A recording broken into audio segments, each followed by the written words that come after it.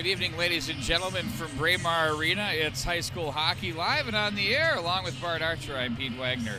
It's going to be the Edina Hornets playing host to the St. Louis Park Orioles in a non-conference but sectional affair. These two teams will see each other some way down the road, Bart. And, we've seen St. Louis Park play once already this year.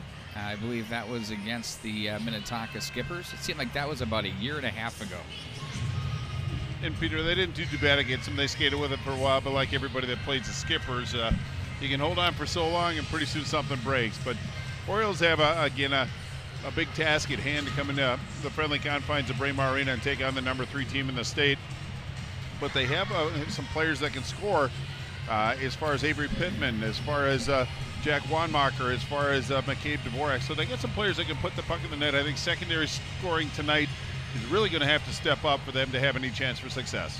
Indeed it is, and for Edina, there's been a couple of changes to the lineup. We can add Matt Overman to the roster. He'll be wearing sweater number 10 for Edina. And then additionally, we will have, who else do I have? Kavanaugh.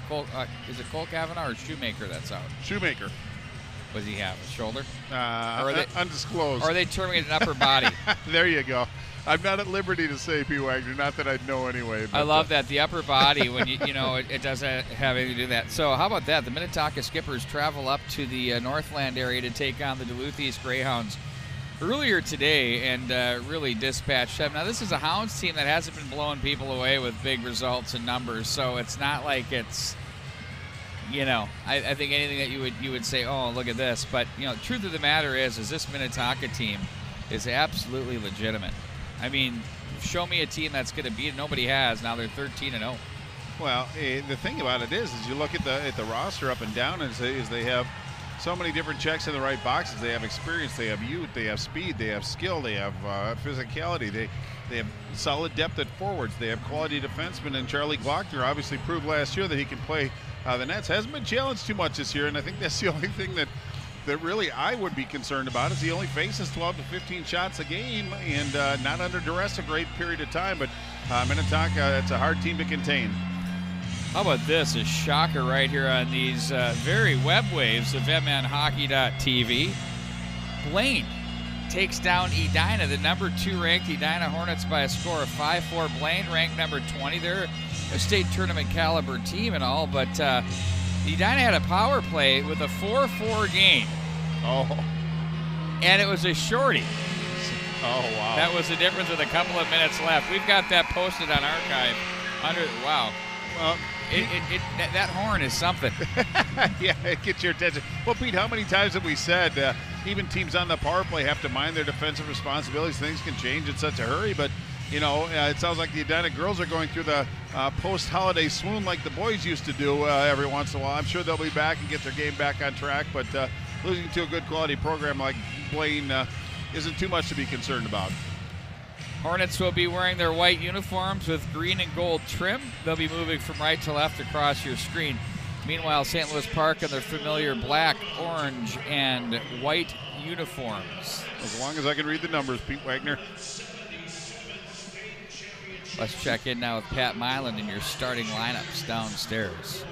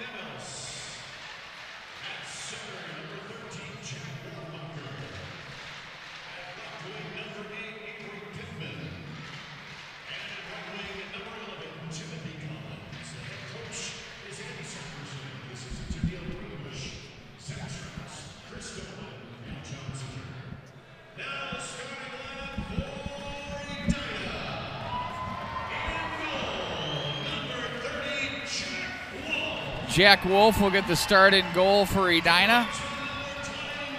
Well, he's 2-0, 2.27 goals against, and a .893 save percentage. He had a solid effort against the Lakeville South Cougars. It was a close hockey game, 3-1 much of the way. Kind of like that Benilde St. Margaret's in Minnetonka game that got away from the losing team on each side of the ledger there late in the game. But Jack Wolf played himself a nice game. And you know what? Let's look at this kid. He's a senior. He's been with this group for quite some time. And it's good to see he's getting a shot here. No, absolutely. And he's making some noise and getting the coach's attention.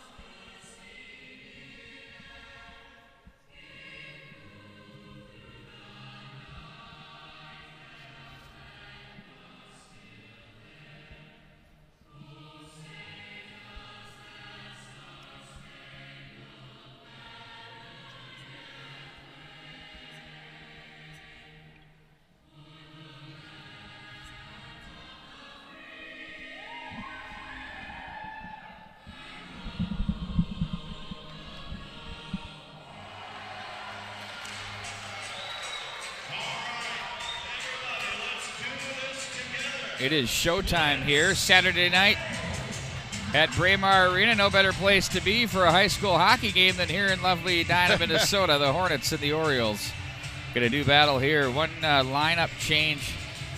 Joining the line of Nevers and Jungles is senior Kevin Delaney. Got off to that sizzling start. He's had 8 goals now on the campaign. And he switches spots on the wing with Liam Malmquist, who will now play with Chorsky. Shoemaker injured, so there's some different things. Emmett Wurst is now back up in the lineup. He's been very effective at the JV level for this Edina edition. Well, you don't generally get brought up unless you bring something to the table, but as you said, Clemenson's down, and they moved Delaney up, and that's Malmquist was on fire, so looking for a little bit depth in scoring, I believe, or balance to the lines, but I think Delaney will do just fine with Nevers and Jungles as it stands, and I also think that Malmquist will do just fine with Chorsky as well. They move Jungles to the right wing as Delaney settles in at his familiar left wing position. It's going to be the O's that take control. They'll look to play this one through center at 6-5 on the season, taking on the Hornets, who have 1 loss and 1 tie, Bart Archer. And it was a recent loss to Chaska, so that probably punched the bully in the nose a little bit, got their attention, so I'm sure Edina's going to come out with some discipline and some energy tonight. Chaska also beat Eden Prairie on that same weekend. Nevers tucks that one back in behind. Vorlicki over for Reiners, back up to the right side for Delaney. Or Jungles, rather, now finds Delaney. Delaney leaves up for Nevers. Now Jungles tries to carry through off that one to the corner. A body check thrown there by Nevers rather, on the play, and it's going to be St. Louis Park out of the zone. Not so fast, as that's cut off by Delaney, as the O's will regroup. As they'll look ahead, that pass was intended for Collins and misses the mark. And that makes it the length of the ice for an icing. 58 seconds into this one. Well, as you said, we're just under a minute, but St. Louis Park dodged a bit of a bullet. Edina loves to come out with some energy right away and really put you back on your heels, but St. Louis Park did a pretty good job early in this first period to fend off their early Edina push. Back in behind the net it goes. Down low, it's going to be Dvorak with it as he plays back up to center. It's now backpedaled by Boltman, finds Chorsky, gives off to the left wing side for Borst. He has Malmquist. Ooh, they had a give and go. If they want it, they score! Ho-ho! What a gorgeous play there. And Edina takes the one. Back in behind the net it goes. Down low, it's going to be Dvorak with it as he plays back up to center. It's now backpedaled by Boltman, finds Chorsky, gives off to the left wing side for Borst. He has Malmquist. Ooh, they had a give and go. If they want it, they score! Had planned, but Malmquist moving back a line, got the opportunity and made it count. That's his 12th goal of the season. Just a minute and 16 seconds into it. Yeah, they made quick work of that one, indeed. As the Hornets go up by a score of 1-0. And Pete, if my numbers are correct, that's his 18th point in his last 6 games. That's amazing stuff there already. Just off to a roaring start, no question.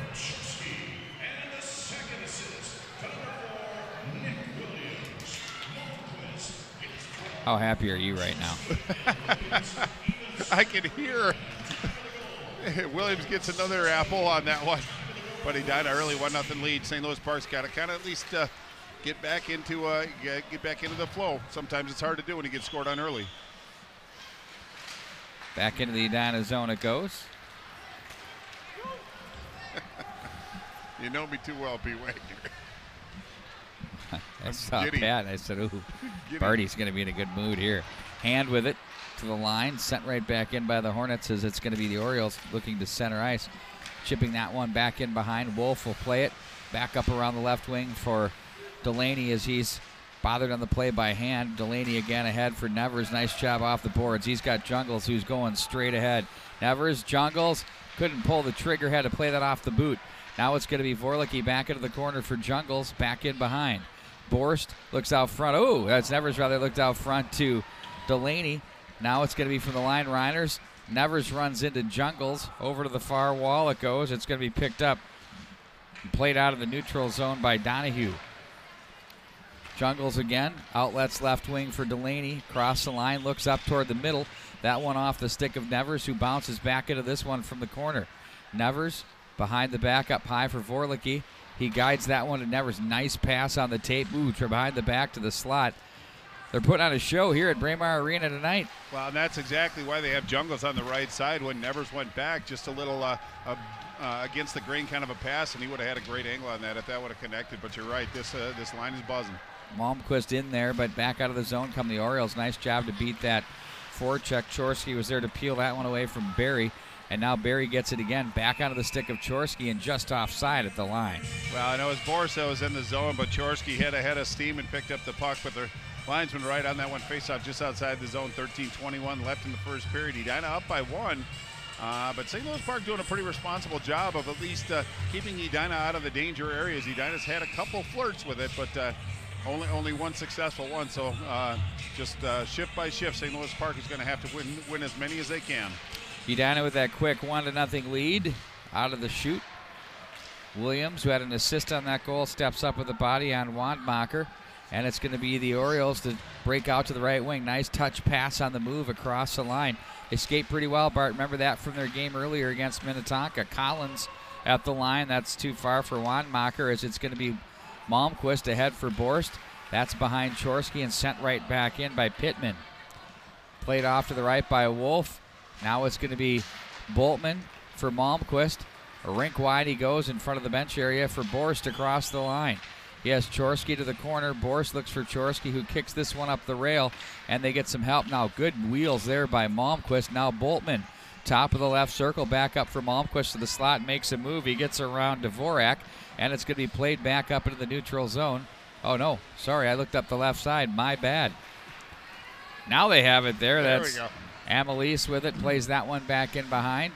The puck will be rung around the wall. Sliding down for the Hornets is Morton, and he'll watch as Colby plays that to the right wing side. Quickly across the line. There's a nice feed. They score! Oh, what a feed by Luke Rugemer. Watch as Colby plays that to the right wing side. Quickly across the line. There's a nice feed. They score! Oh, what a feed by Luke Rugemer. Forward and just put it back for a redirect in front of the net.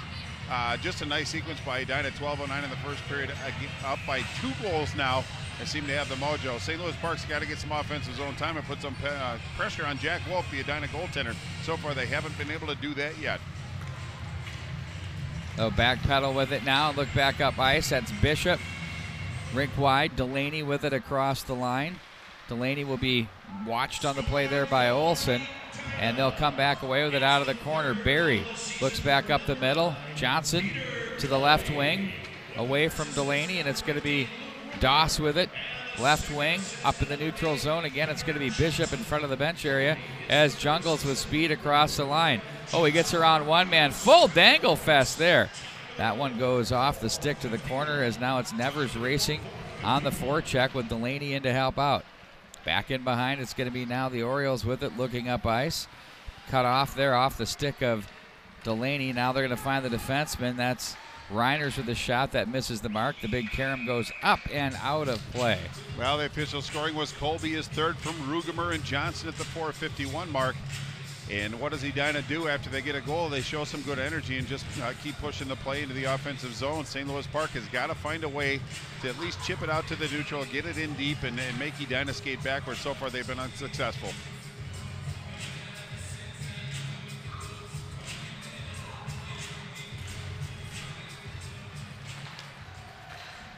Thought it was NBA there for a second. No, not with Pat Milan. Right, I know. I'm just kidding. Vorlicki bothered on the play. Being told by one of our producers that the replay audio is not muted. I'm working on that, trying to figure it out as we're coming in from a different source here tonight. So I suppose that puts the A in annoying for sure. How about that?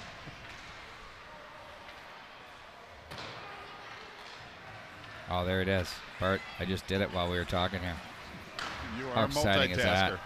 That's just so exciting. Layers Wow. of my giddiness. I can tell. Okay, folks, we can work the replays, and this won't be a hack outfit. There's a deflection that's off the side of the net.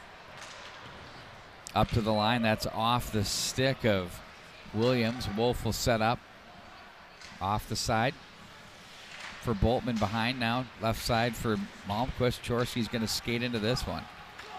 Chorsky now pulls the puck back in behind the net. Leaves it up, walking into back check and take that his hand as they're going to play this back into the left corner. Off the boards to off the stick to center rather, as was going to be Williams to regroup in the Edina zone. He better hurry as he's flushed out of there on the forecheck. In hard there was Hand, and now it's going to be Nevers across the line as he's chopped on the play. And it's going to be played back through to the right side. That one misses. Now Nevers back up for Williams. Wrister through traffic. Ooh, that nearly worked its way to the back of that. Penny was there, though. And now it's going to be through center ice with 9.5 at 9:27 to go now for the Orioles. It looked like Jack Wolf was going to go over and play that puck. He doesn't want the whistle. He wants to keep the flow going here. Seriously. No, I think he's going to try to touch the puck as much as he can, work the puck, just stay, kind of focused on the game. Hasn't seen a lot of action early, but it was MLC. I'm going to probably butcher that name, but he just caught an edge and the puck went down, so face-off all the way back into the St. Louis Park zone. Their exits are getting a little bit better. They're forcing Edina really to do a neutral zone regroup. If they can kind of keep doing that, but it's station to station. You have to get out of your zone first, then work on the neutral. And the task at hand right now is just get good, clean exits as best as possible. But Edina's forecheck's very difficult to do that against. That shot goes up off the netting. And I think that's going to be in the zone. I think that went off a defender. I can't get his number on it, but a good busy stick. Colby, the most recent goal scorer, took a kind of a windup from a bad angle, but a nice stick, ramped it up and out of play. Face off now to Penny's right. 9:20 left in the first period.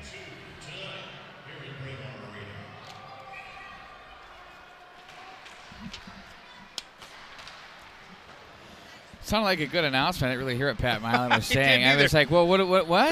And then you looked at me like, I know, I wanted you to fill me in. No, I had the blank stare. I know. Judy Colby there, left wing side. Morton comes away with it across the line as he's going to be angled by Wanmacher.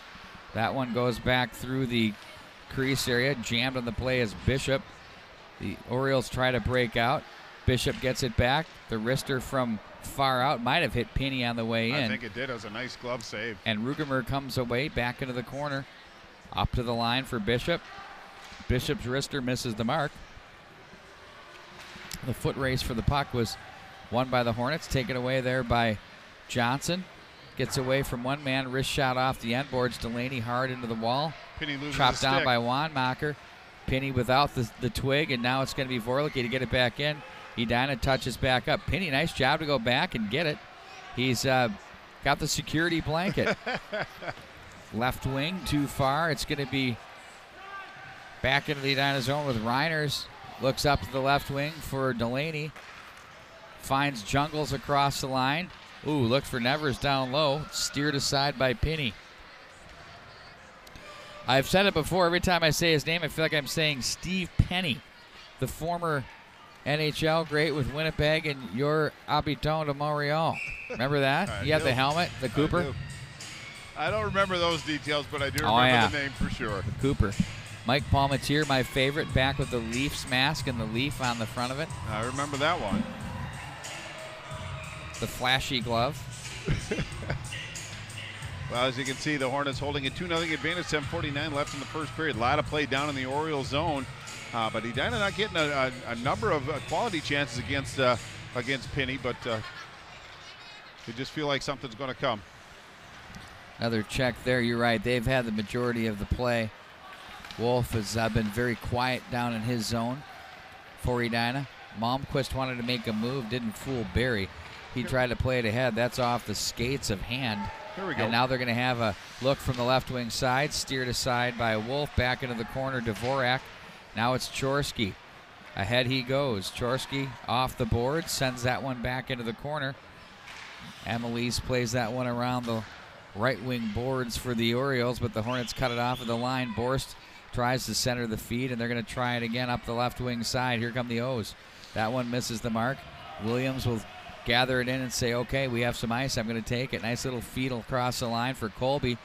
He tried to go inside out. Instead, it's back on the stick of Williams. Back to Colby from the corner. Back up to Williams. Redirect. Nice save by Penny. That one off the stick of Morton as he stayed true to that one. Now they'll play the body there. Wow, Rugemer throws the leather with authority. Back up to the right wing side. Now walking is Boltman. Shot, blocker pad save, turned aside. And here come the Orioles back out of the zone. They look up off the near the right wing boards, and back into the corner it goes. Wandmacher jammed by Boltman, guided along by Colby. Rugemer is hounded. Nice back check there by Max Wyatt. Back to the corner. The Orioles looking to make something happen. They trail 2-0 here in the first period. Now it's going to be Nevers. Johnson around the rail for Williams, whose feed was cut off by Dvorak, and that one's going to be whistled down offside at the line. Well, a little offensive zone time.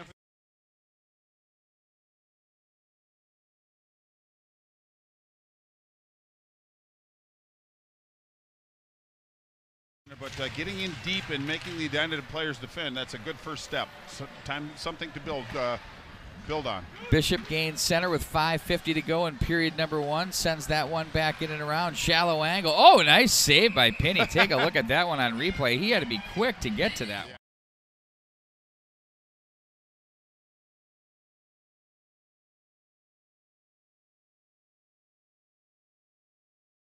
St. Louis, St. Louis Park, they'd love to finish this period very, very strong. And if they can punch one in and close the lead to one, that would give them some serious energy. Got some work to do, though.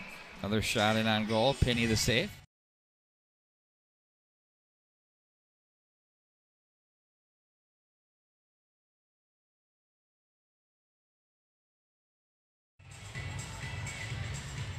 Edina's been working the perimeter quite effectively. Also like to remind you, tonight's coverage presented by Gemini Athletic Wear, Chris Bonvino and the crew. Oh, that one hits the post. Do a terrific job in jersey manufacturing at all levels, as well as putting together some of the finest apparel you will see in the biz. I agree, 100%. Nevers across the line. Leaves a trailing pass for Jungles. Across the line for Johnson, who plays it to the corner. Delaney was bothered on the play by Jacob Young. Now to the left wing side. That's off the stick, and back to center they go. Hornets will regather, regroup through center with Johnson. He leaves up off the stick of Nevers into the corner it goes. Now it's going to be Boyum who goes down there in a heap. Back in behind the net. They look out front for Delaney. Couldn't get the trigger pulled as he was checked on the play by Avery Pittman, and that one was covered up. Well, and you can see 5 Orioles and a goaltender in that.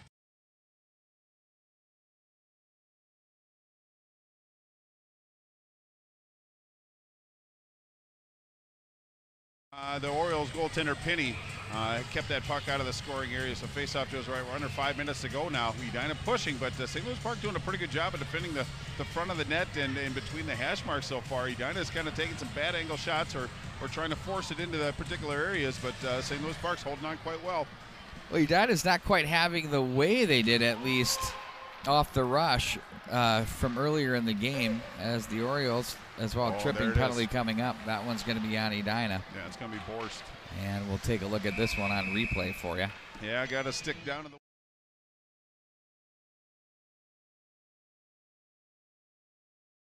It's been successful, 9 of 35 attempts, and the Edina penalty kill, a very stingy 88.6, successful 39 out of 44 shorthanded situations. So there's a great opportunity for St. Louis Park. It's not mandatory that they score. I mean, that doesn't define success or failure, but just possessing the puck, moving it around, getting some feel for the puck, and putting some pressure on Jack Wolf, the goaltender for the Edina Hornets. Call to order.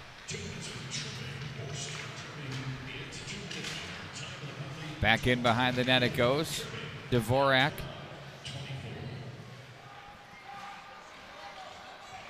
And they'll play this back in behind.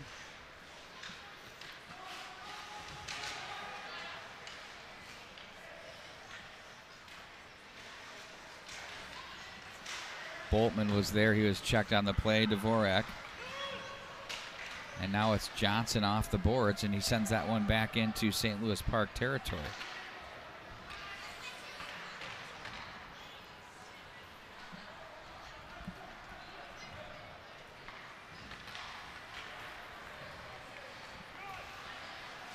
Now across the line they go with it. Wanmacher is there and back through center.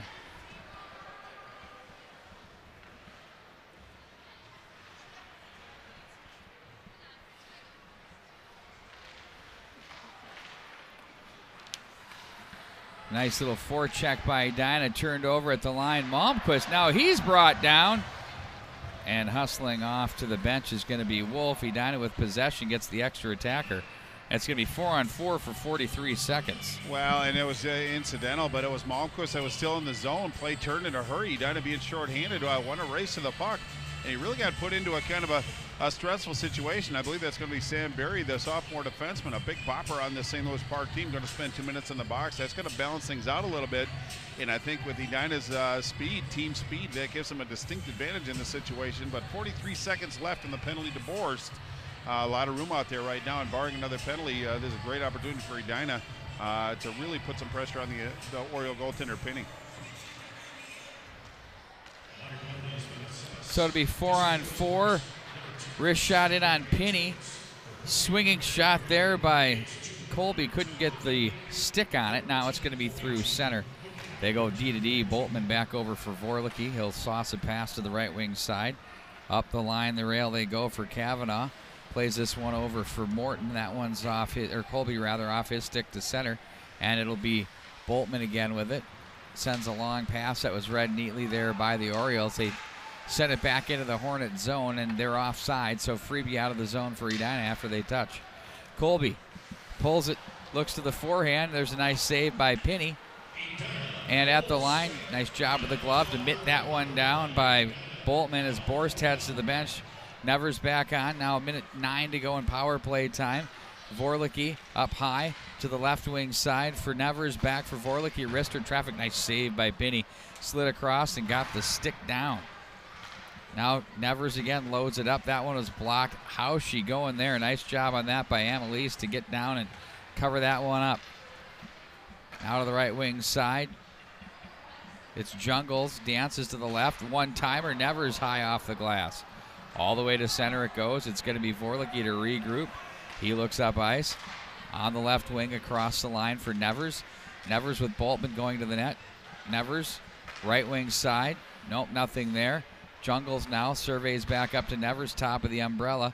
He'll walk to the right. Now it's going to be Vorlicke Wrister. That one doesn't get through. 20 to go in power play time. Edina in control. Left off to the right wing side. Vorlicke walks and lays it back door. They score! Oh, what a goal there. And Mason Nevers buries for the 3-0 Edina lead. Wow, it was a nice sequence of passes by the Edina. They kept getting St. Louis Park to kind of chase around, and it was Vorlicke that came in from the right side, and saw Nevers over on the weak side, and just a nice redirect by Nevers from a shallow ankle beat Penny. Now it's 3-0, and I believe that was a power play goal. Just 1:32 left in this period. St. Louis Park down by 3. Want to finish this period very, very strong, and if they can get a push and put some pressure on Edina, that's a nice way to finish for Coach Andy Sagerson. But Edina, you can't give them those opportunities on special teams. They just have too many guns that can fire, and that's a prime example of that. Nice goal by Nevers.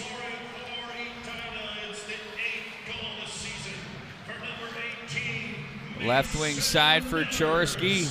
Chorski walks. Ooh, he nearly pulled the trigger from right down by the net area there, as it's going to be back into the corner. It's classic. You can see all the mite level players with their heads just barely above the boards watching on. It's too bad we're shooting from our right, because they're all on the other side, on the side we're shooting from the rink, but it's great. I'm farsighted. It's still a bit of a challenge, but Boltman got the other assist. What I liked about that power play, what Coach Giles did, is he put Mason Nevers high on the point area, and then put Boltman, a defender, in front of the net to wreak some havoc, and they certainly had some success in that method for sure. You heard Pat Milan call it out. 1 minute remains in the period. We're 5-on-5. Shot from Williams. It was seeing eye. We'll look to play this to the left wing side. Edina, that is. They get it back.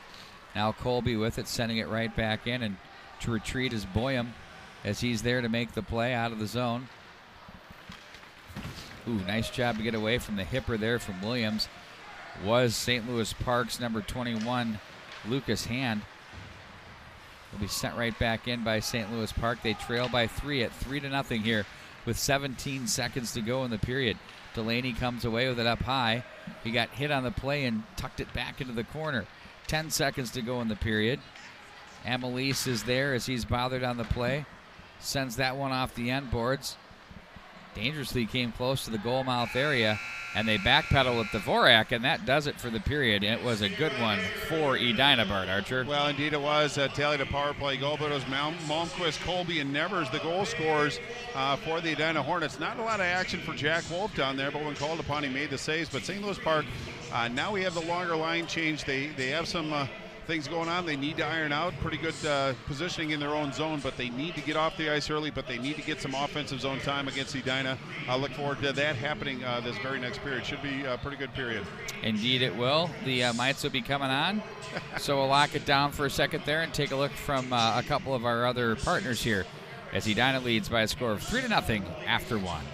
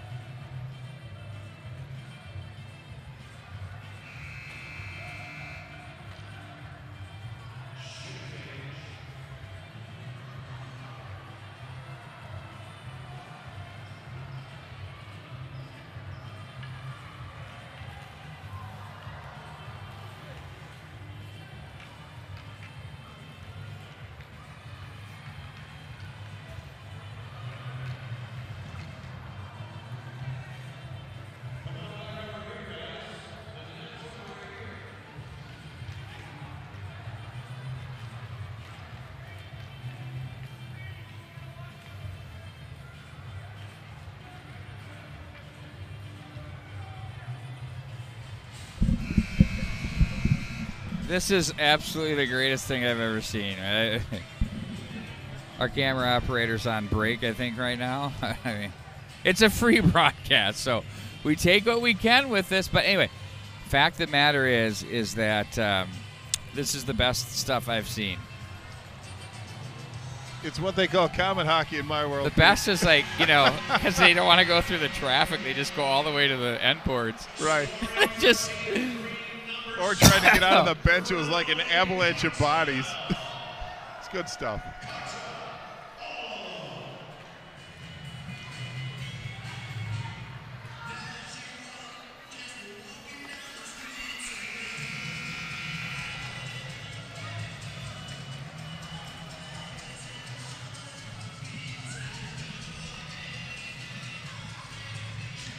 Uh-oh, here we go. 4-0.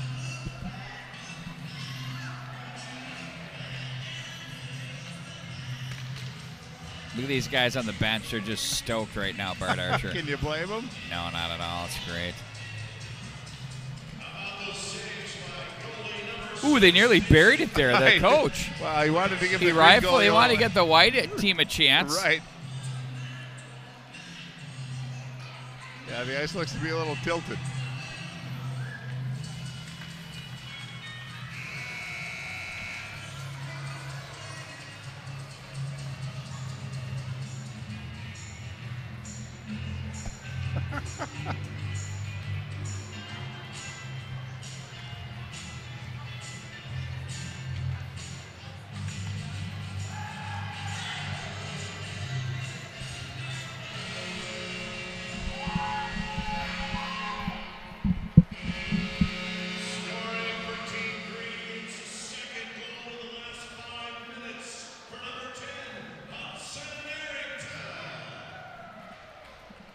They've even got Pat Milan announcing. I mean, it's great. Oh, end of the shift. This is the last shift. The last minute 6 of play.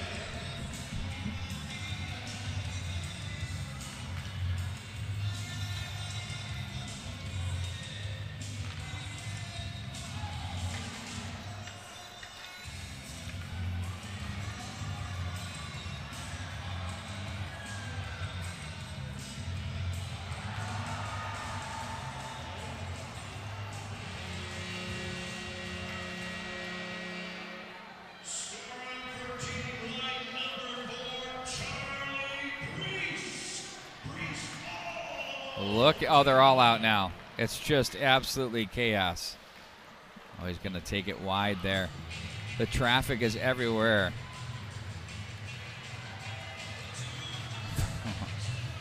Oh, my word. There's just bodies everywhere. It's so good.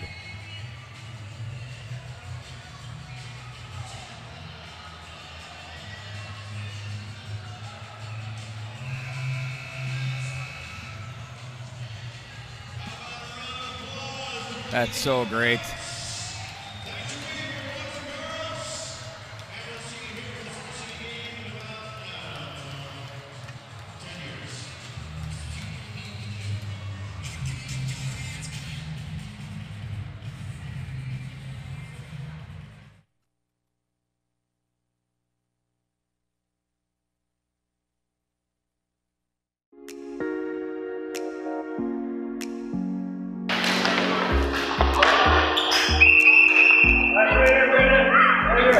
I'm Callie Funk. I'm the program director for the Herb Brooks Foundation, and I've been with the foundation since January of 2017, so a little over a year and a half.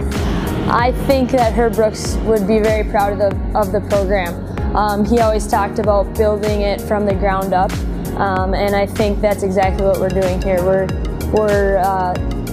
having youth participate, and they can start whenever they'd like, and we're not trying to make that pyramid, we're trying to just keep the base growing all the way up, and I think he'd really be proud of what we're doing here. The Herb Brooks Foundation started the Rink Rep program over 10 years ago to give the kids a chance to play the game my dad loves so much. Our Rink Rep program is supposed to be fun. gotta smile. Remember, it's just a game.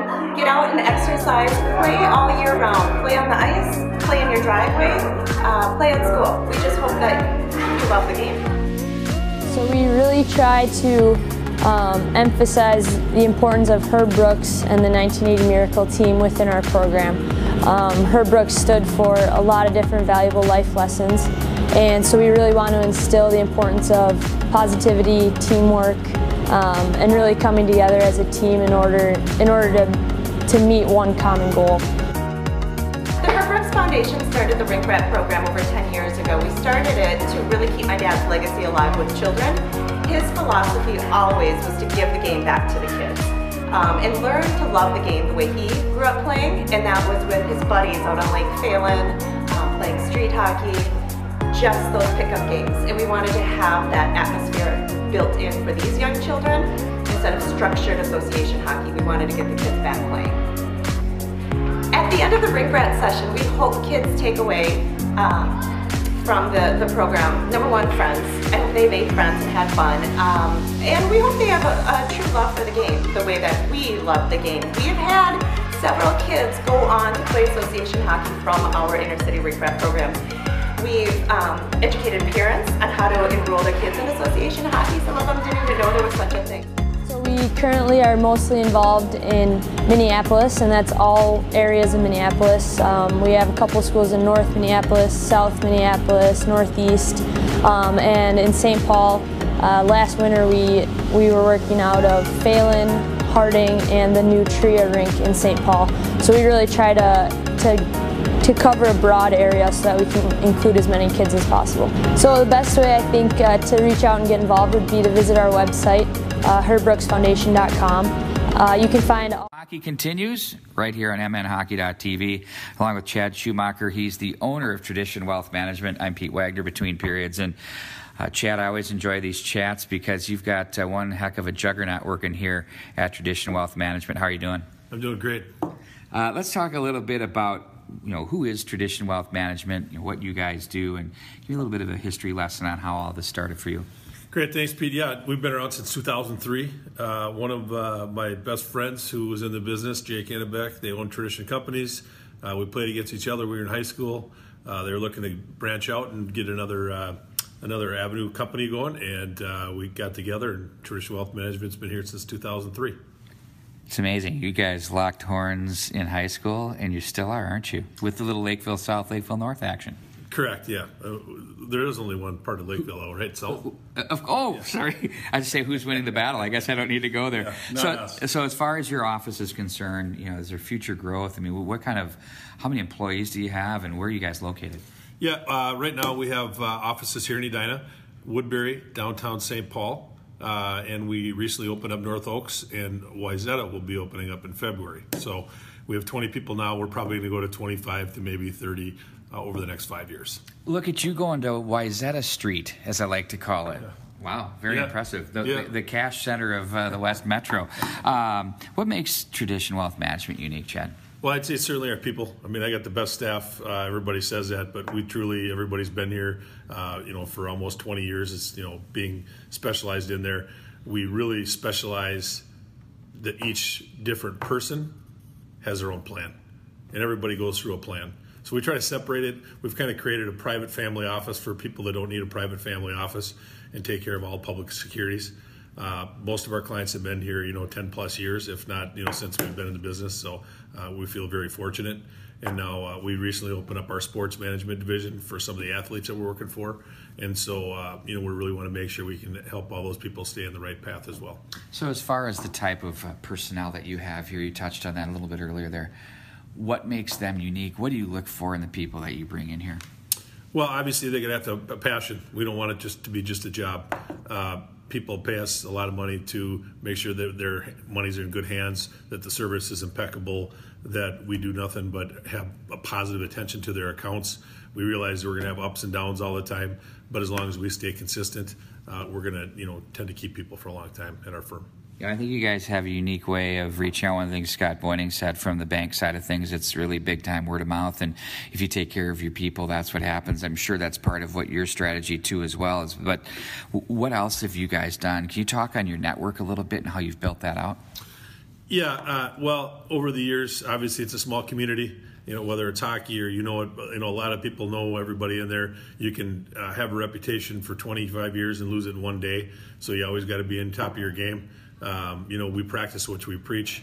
We're in the community all the time. I'm on the board of Hope Kids, which is a local charity for kids who have life-threatening illnesses. We have Tradition Pass It On.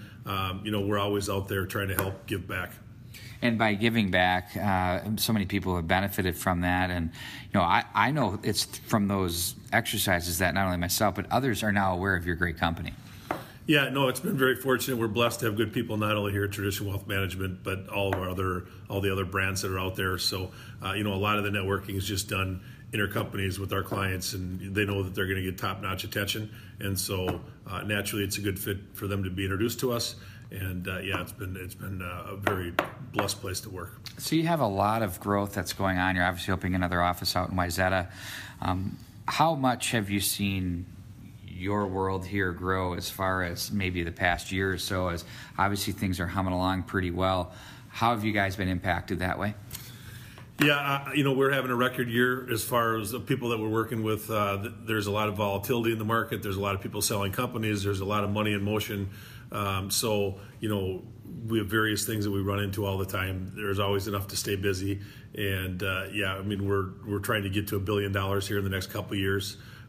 So we have a little bit ways to go here in the next couple of years, but with I think some of these new places that we're opening up, there's plenty of people that we can help, and I know that a lot of people need the help. Finally, how do I get a hold of you at Tradition Wealth Management? You can call our main office line, which is 952-563-6500, and they can get a hold of you. Our website is www.traditionwealth.com, and my individual email address is chads@traditionwealth.com. I have to say that through personal experience, this is a great organization to work with. It's very personalized. It's worth it. Give it a call. Why not? You're already on the air with us during the hockey games. Make it even better. Thanks for joining us. Thanks, Pete. Appreciate it. Once again, it's Chad Schumacher. He's the owner of Tradition Wealth Management. We'll have more action coming up for you right after this. Securities offered through Pro Equities, Inc., a registered broker-dealer, member FINRA, SIPC.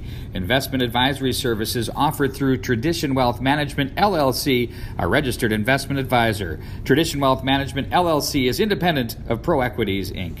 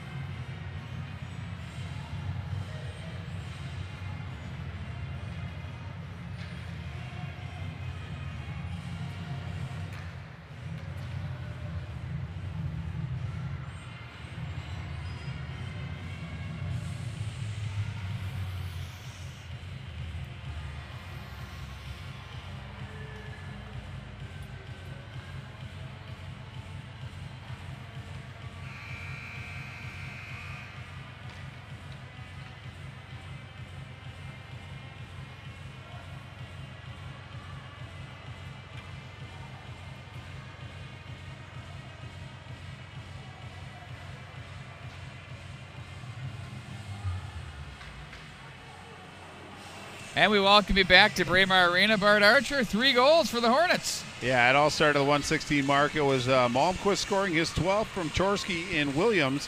Then Edina got another one quickly at 4:51 mark. It was Peter Colby with his 3rd from Rugemer and Johnson. And then on the power play was Mason Nevers from Boltman and Vorlicki. That's where we stand now, 3-0. Edina has the advantage. Shots on goal that period. Edina had 11. St. Louis Park with only 2. Pete, I think a key for this period for St. Louis Park is just get your stick on the puck. Stick side checks, congest the lanes, passing lanes, skating lanes, and otherwise, but clear the zone and try to get some speed through the neutral zone with possession. Edina just has to keep cutting that ice in half and keep pushing St. Louis Park back into their own zone. They were very successful in that first period. Back behind the net, play to the right wing side. On the forecheck for Edina, that was Overman. Turned over up high. To the right wing side, Kavanaugh's shot misses the mark. Overman, Worst, and Kavanaugh open up the period.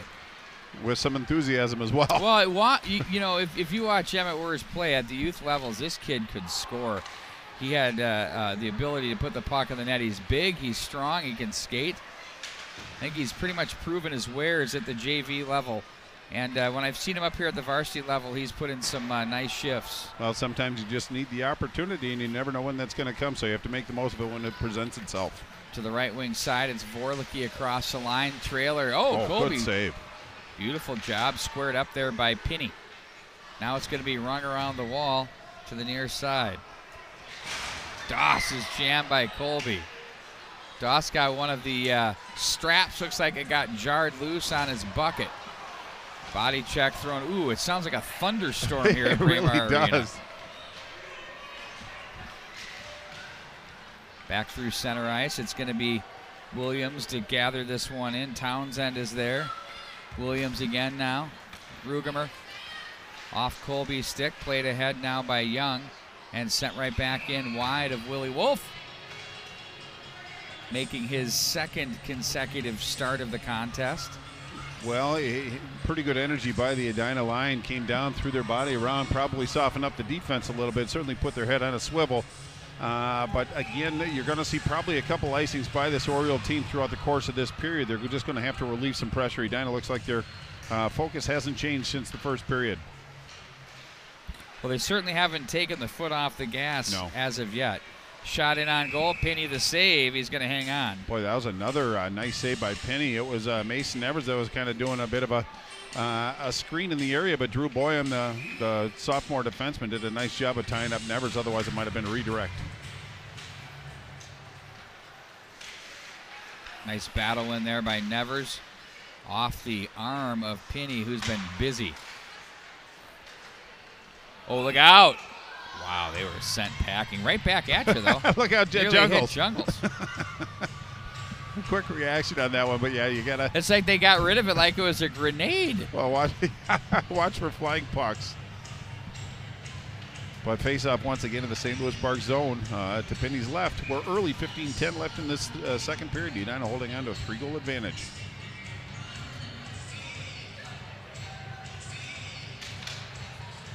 Nevers the win. Jungles the bomb wide of the mark. Williams now down the boards, back in behind for a nice job by Delaney. Wraparound attempt there. Spun and turned, missed the mark. It's going to be Jungles again. Away from traffic he goes. Lays it up for Williams. Right wing side, wrister. That one blocked wide of the mark. Now Nevers comes away with it. Tries to feed it up to the wing, but that was cut down by Dvorak. Now it's going to be Nevers again, walking from the corner up high. Off to Boltman. His shot's blocked. That hit someone. I believe that was Pittman. And now it's going to be handled back in the defensive zone by Boyum. Rink wide he goes for Barry. Barry now finds an opening and slings that into the Edina zone. Helped along by Wolf. Down the corner it goes with Wyatt. Up to the line. There's a shot that's blocked that hit Boltman. He'll follow it up and bump it through center. The puck will rattle into the Orioles zone as they're going to regroup back in behind the net. Look out. Here comes Nevers as he queued up his man, Amelise. Now to the left wing side. It's Hand. Plays it through traffic at center ice. Vorlicki comes over to make the play, but sent right back into Edina territory. On the stick, looking to work his way through traffic, and now it's going to be sent up by Amelise again. And icing will be your call. Well, they could have let that one go, but St. Louis Park showing a little bit of life, keeping some play into the Edina zone. Got a couple shots. Didn't quite make it to the net to Jack Wolf, but again, some offensive zone time. They actually mucked it up in the neutral zone, so yeah, something to build on. But again, they keep putting themselves a bit behind the 8 ball with these own zone faceoffs. Edina's had good success in the faceoff dots, especially in the offensive zone.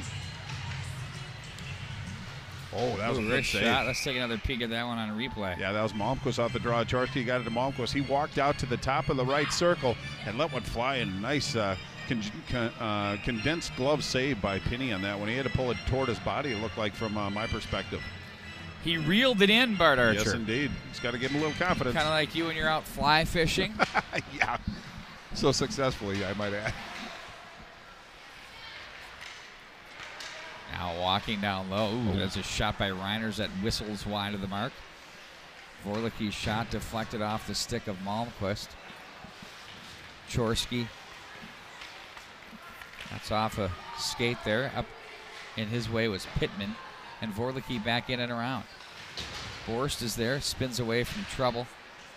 Handed ahead there by Dvorak. That's blocked off the skates of Berry. And they'll play it ahead to the left wing for Pittman. But quickly back, the Hornets off the boards. That was Reiners who gets a piece of that off the knee. And now they're going to play to center ice. Borst had to regroup, change his path there as he comes back across the line. A redirect by Malmquist. Nice look there by the Hornets. Well, Borst did a nice job. Very athletic play to corral that puck in the neutral zone and gain the zone. But it was Malmquist that came in with a lot of energy. And it was Borst that put it right on the stick for redirect. I think Malmquist got it a little deeper than he wanted to, but Pinney a nice job of following that puck and keeping it out of the net. Nice hustle by Malmquist for Edina.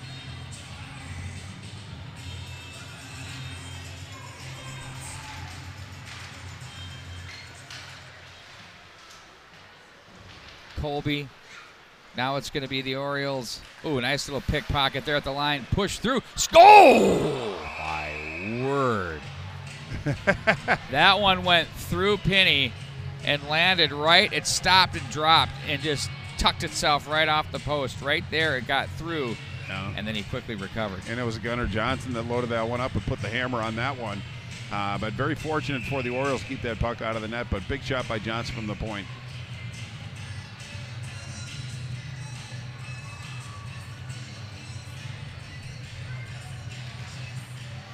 The song working for you, Bart Archer? Indeed it is. I knew it was. You're bobbing away there. Bart Archer feeling all the vibe here. Pat Milan back in on the tunage.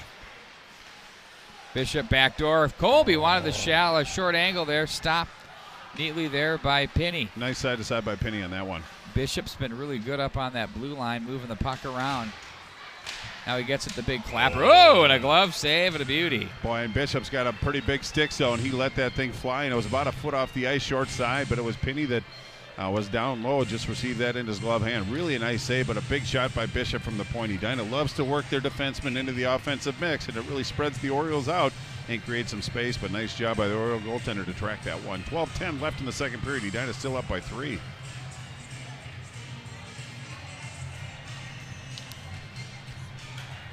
Little stick work there. The face-off played over to the right wing side. Emily's checked. Williams loads it up. Hits a pair of shins there. Boltman back into the corner. Worst is checked on the play. Ooh, Kavanaugh checks himself. That was better than the self-check Selly.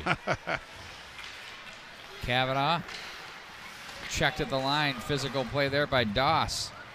Now it's the Orioles with Young. Orioles have sort of thwarted the Edina attack here. They really have. At least they've taken away the middle of the ice, making them work the periphery. Big check by Worst there to force the turnover, as the Hornets will regroup back into their own zone. Nice feed to the left wing side. Worst from the backhand, try to force that one through. Beautiful job there by the Orioles. Dvorak reading that one. Dvorak knocks Worst down on his way through, and now they're going to play this to the right wing side for Jungles. Jungles now. They play this one ahead at center ice. That's off a Hornet stick there. That's Kavanaugh. Now Jungles taps the puck over for Nevers. Nevers tried to find the trailer there. In front it goes to Delaney. Spotted away from him there by the defense and Amelise. Now it's going to be Delaney. He's watched on the play by Barry. Nevers, wanted to load it up. Scores! There's Delaney. That's how it's done for you young kids at home. Hornets lead 4-0. Well, Nevers just showed what the things that you just can't coach. He whiffed on that first shot, but instead of just loading it up again, he took a peek and saw Delaney sitting alone in front of the net, put it right on his tape. Just a nice redirect pass. Penny boosts the lead to 4-0. Really a nice play by Nevers. Very heady. Nice redirect by Delaney. He picks up his 9th of the season. Yeah, I think nobody's going to breathe a little easier than Kevin Delaney. It's been a while since he's been able to put one in the back of the net, but this could open up the floodgates for that young man. Well, the Hornet coaching staff getting contributions from 3 of their lines, looking to get the 4th of the lines getting on the scoreboard too. So sent right back in, wide of the mark. Colby leans into the check there. Morton is bumped and the Orioles out of the zone. It's cut off at center. Vorlicki angles his way to the right wing side. He's going to tuck it back in behind the net. Oh, my word. Rugemer is going to go, and that was absolutely a blasting hit on Wandmacher. And we'll see if that's a board or what kind of penalty that brings. Wandmacher, though, no worse for wear as he's up and on the play. Well, Tough he kid. did feel it, though. He's just working through it. Well, now we're going to see, as you said, Pete, what they're going to actually call it. Rugemer put some physicality on one of the Orioles earlier in the first period and continue that trend, but now it's going to be St. Louis Park with a good opportunity, down by 4. It's going to be a 2-minute penalty on Rugemer, but an offensive zone faceoff, and they have Dvorak against Chorsky. They went rough on that one, Bart Archer. I think they were being a little nice to him. I would term it generous. Yes. I mean, again, and I don't want to harp on it, but I'm gonna. You go back to the Jablonski era, and I was part of the video that was made shooting that, and we took it all together, and we recorded up in Andover. And there's a turnover for Chorsky. He leaves it up for Malmquist, and that would have been a game misconduct right there. Yep.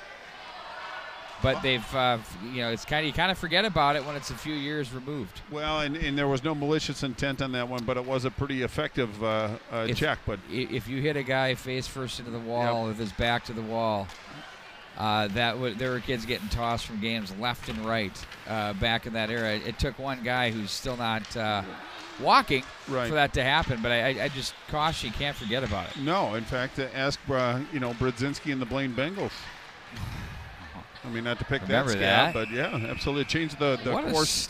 That was the weird. Okay, so he takes the major, but Maple Grove scores 5 on a major penalty. Yeah.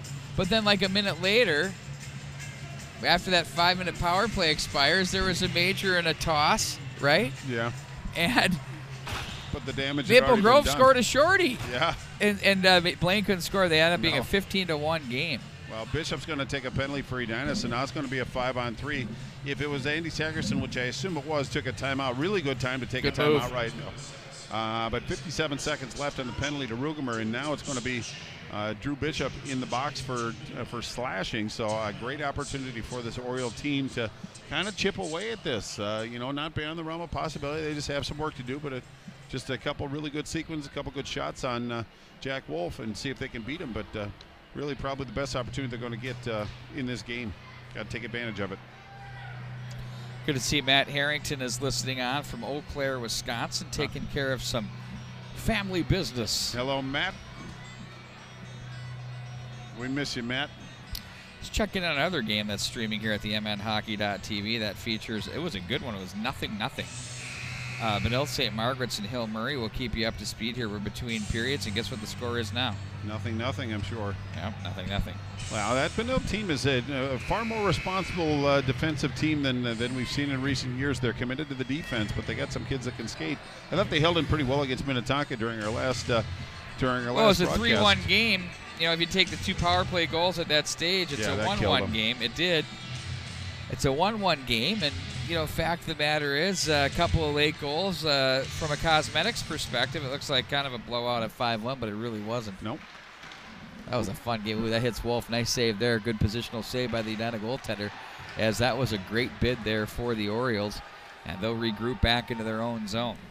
Well, and then they had another good follow-up opportunity, but the puck rolled on them a little bit, but here they come. They'll take this one back through with Dvorak. Dvorak has watched on the play. Look out, Nevers was sensing the shorty action there, but no, instead he's going to tuck it back into St. Louis Park territory as they're going to regroup. Barry plays it to the right wing side. That's Dvorak. Ahead he goes to Hand. He's checked in front of the bench area. The 5-on-3 for another 13 seconds. 7:52 to go here in the second stanza. Now it's going to be Barry with it.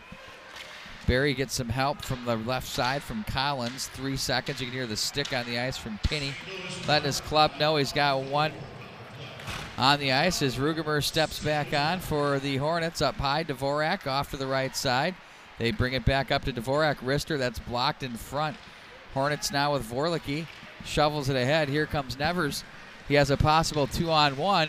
He was checked neatly on the play by Barry, and back up ice it goes. Really nice play by Barry.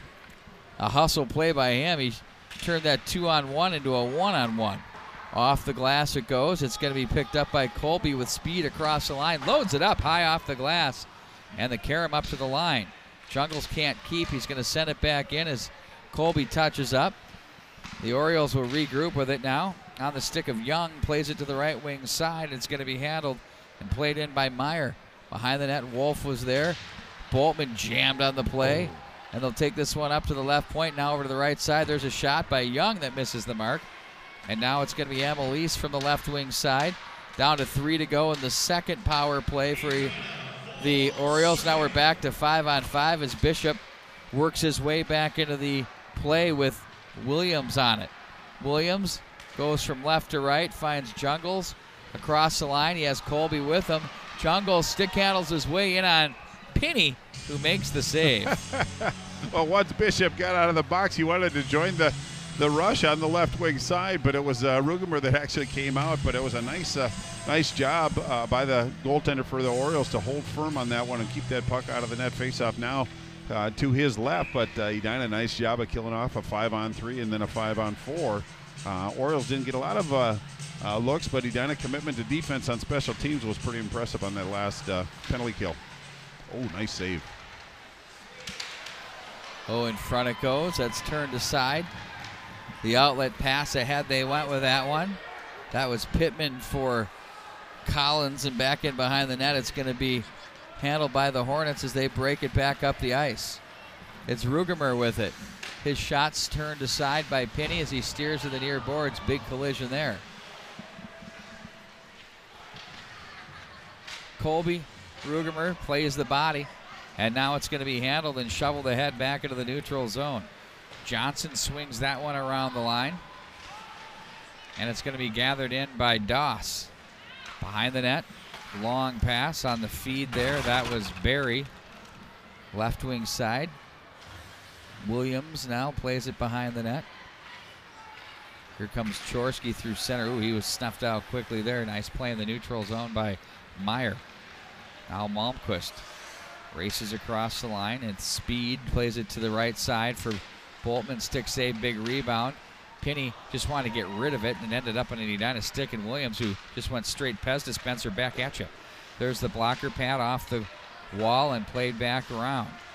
Malmquist, rink wide. Boltman loads it up off the end boards. Chorsky, oh, nice dangle move there. Oh, and he goes down in a heap in front of the goaltender. That couldn't have felt good for either. Well, Chorsky tried to go far side, and it was Boyum that actually pushed him into the net. Nice job by the Oriole defender to take that play away from Chorsky, and the goaltender, Pinney and Chorsky, kind of gave each other a you okay, you okay. So a little sportsmanship, a little respect out there, which I like to see.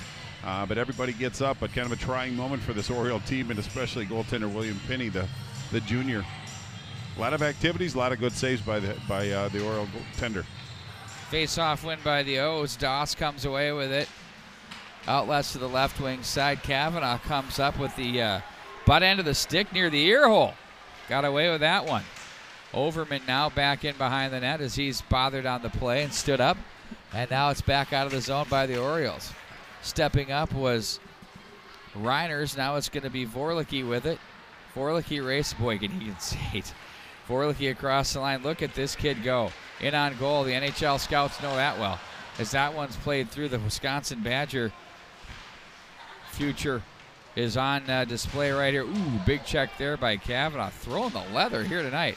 They looked in front for worst, and that was off the stick of the Orioles' number 24, Bobby Doss. Well, I'm going to go a little off the wall here, but in the last couple streams that we've had, we've seen a lot of really good quality defensemen, and Vorlicki certainly fits into that mold. Talking about Doctor, talking about Lidke, talking about Schweitzer for Benil St. Margaret's. Now we see Vorlicki and the host of good defenders on this Edina team. We've been pretty spoiled lately watching these outstanding defensive players. It's a really good batch of D-men here in the State High School Hockey League.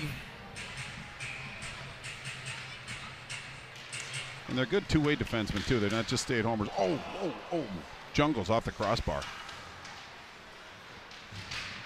Shallow angle up over the top of the net. Jungles.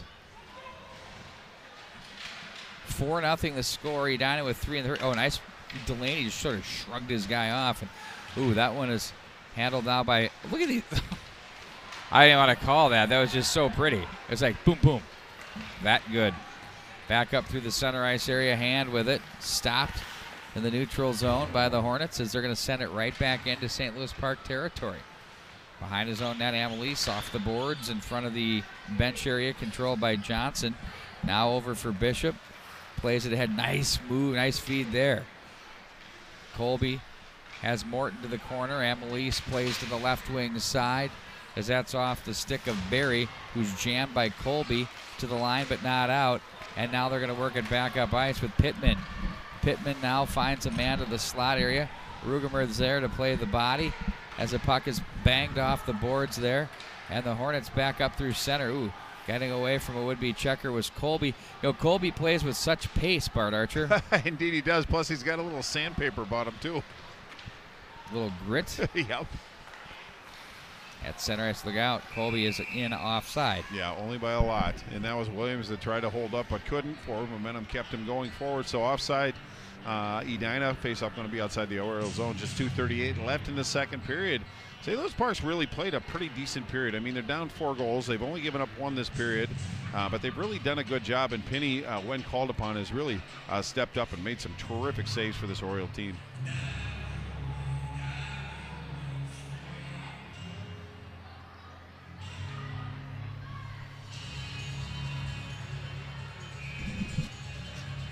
Bart Archer just got his spoons out. I'm trying to figure out what song this was without any success whatsoever. You know it, don't you? I didn't really get enough of it. It's that one, I will wait for you. Oh, okay. I'll put the spoons back. Yeah, you look like put them back in the case. You were working your best Steve Martin impression from The Jerk. Could that have not been one of the best scenes when he was playing the spoons Yeah. on the porch? There are a number of good ones on that movie. Oh my word! Someone doesn't like these cans. That one was blocked away. Oh my God! Here we go. Out of the right wing side, Dvorak. Boltman is there. 2 minutes to go on the period. Oh, look at! There's a quick shot there. That was off the toe of the stick for Boyum. Surprised him. He had that great of a chance. Now Chorski tap in for Borst, and that's stopped by Penny. What a save! What a great sequence by Edina, but a big save by the Oriole goaltender. Collins now for the Orioles across the line. Edina quickly ahead again with Malmquist. Malmquist races down to the shallow angle, try to guide that one through. The Orioles, Collins plays that one to the far boards as it's going to be picked up by Reiners. Now it's going to be Malmquist again. Ahead he goes to Nevers. Nevers had Jungles fighting off a check to the slot area. He couldn't get free. His hand had nice positioning there, but Nevers muscles that one away. Now Vorlicki again is going to take this rolling puck back in front of his own net area. Looks off to the right wing. Nice pass for Jungles, who takes it in casual stride. Nice save by Penny off the glass. Quick one in on him. Nevers is checked on the play, forces the turnover, and back to center it goes as it's going to be Vorlicki again for Nevers. Now here comes Jungles. Jungles, poke check there by Pinney. Nice job by the Orioles goaltender to make the read there. Now it's Perlman with it, as he's going to be working on Vorlicki to the corner. Vorlicki comes away with it. He's jammed on the play. Off to the right wing side for Jungles. Took that from Reiners. Ahead it goes. Misses Nevers. Now it's going to be Delaney to the corner. He tried to accelerate behind the net, but he was cut off, and the play was guided along by the Oriole defense. Now it's Barry with it. Back up into the center ice area. They've got a hand pass with 19.9 to go here in the second period. Well, as you said, Pete, 19.9, 20 seconds to go in this period. Faceoff's going to be down in the Edina zone. I think St. Louis Park has done a nice job of defending. They're providing different layers, but I think this Edina team speed is just a little bit more than what I think St. Louis Park is used to. Their angles are a little bit too shallow. They aren't anticipating the plays, and Edina's just coming in tight. But William Pinney, the junior goaltender for the Orioles, has played an outstanding game. Great opportunity in the waning moments of the second period for St. Louis Park to get some shots. Big face-off win, played back behind Johnson. Well, they're going to work this ahead. Colby out of the zone. Rugemer, blocker pad save. That came in heavy on Pinney as Rugemer comes away with it to the slot area. Young, as he's checked by Colby, and that does it for the period. But the Orioles really hold serve. I mean, allowing one goal. I mean, you take that after 3 first-period markers by Edina. They've had themselves a pretty nice period. No, and to back up that point, P. Wagner, Edina's best period really is their second period. They've outscored their opponents 23-8, which is the greatest disparity of all the periods. So St. Louis Park really did some good, responsible things. They didn't quit. They kept working. And when they did have the breakdowns or the lapses, it was William Pinney, the junior goaltender. Can't say enough about him. He really kept his team in that period. Now it's up to the St. Louis Park to come out with some energy in the third period early, because Edina always starts the period with a lot of energy. It's up to St. Louis Park to match that energy.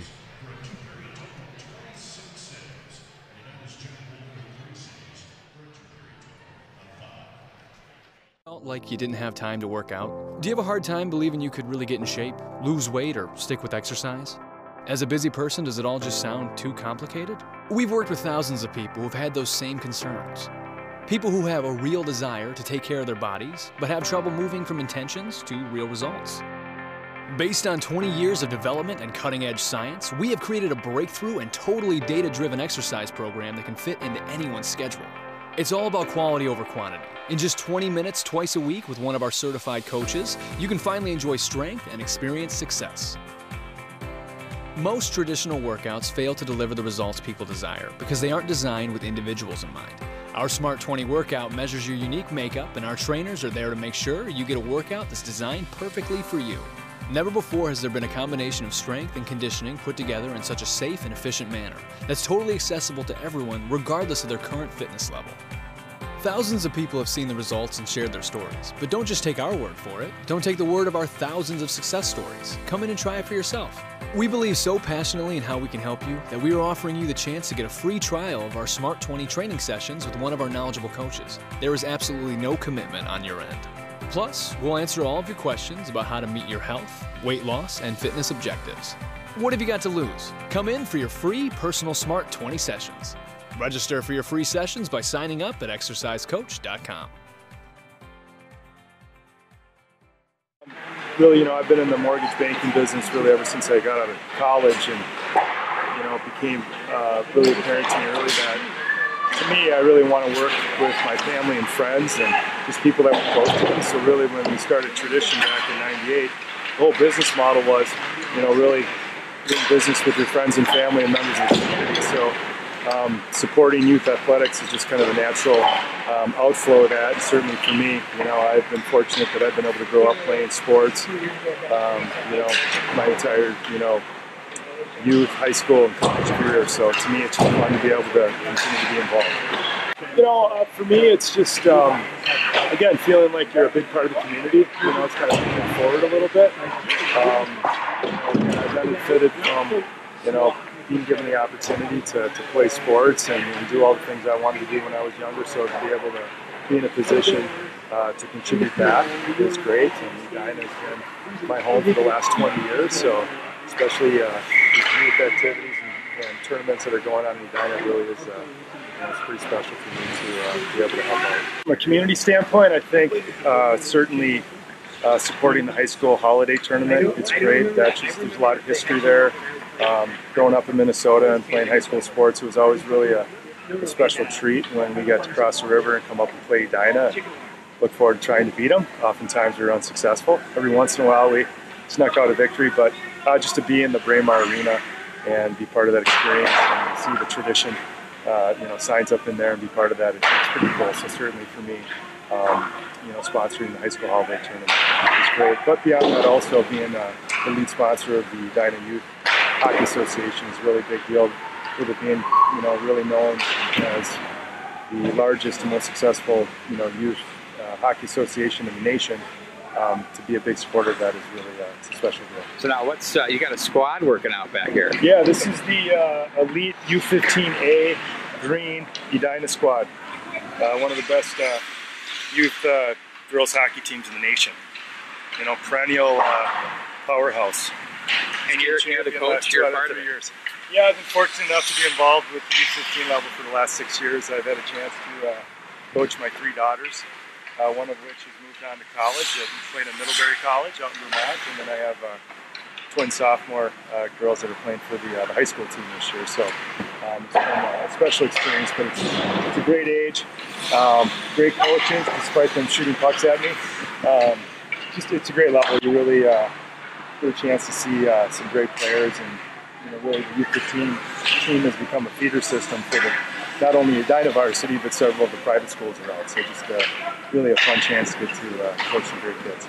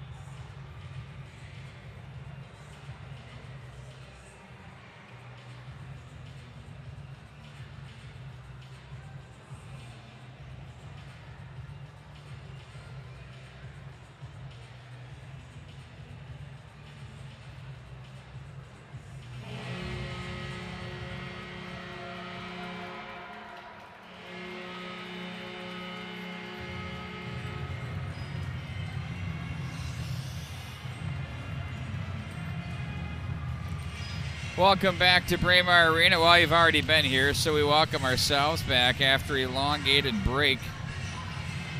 Bart Archer and I. Guess where we were 1 year ago? Edina Hill Murray? No. What? Try it again. Up north at Heritage. Close. Duluth East and Stillwater at the St. Croix Rec Center. At the Rec Center. Remember that game? Well, is that the one where you I think that was a Friday night, wasn't it? I think it was, and some nice young lady gave you a brownie and you... Oh, yeah, she was one of the team managers. How bad did I devour that thing? Oh, my... And then she had to hide the pan. I thought you were mad at it. Because you thought I was mad at it. Right. What does that mean? It means you attacked it. But it made you smile and it gave you good energy. I was a little jealous, to be honest. I never met a brownie I didn't like. Right. But you love that one. Well, so she had this pan of brownies. They looked super good, thick on the frosting. I go, I gave it the old, what do we have here? Yeah, you're opening. What do we have here? What do we got here? We got brownies. Would you like one? Well, of course. Of course. How about you? What took you so long? No, thank you. Then I said, can I have his? Yeah, every fiber of my being it took to say no to that. She didn't hide them right away, but they were put on the floor, kind of like right by us. Oh. And you were watching me like a hawk. Well, it's like you at the Hippodrome or the Rose Coliseum when somebody sits in front of you with some pizza or something. It's like squirrel to a dog. You should have seen me in the lunchroom at Edina High School. Nothing was safe. Oh, I can imagine. Oh. I'm sure you kept it to your plate, right?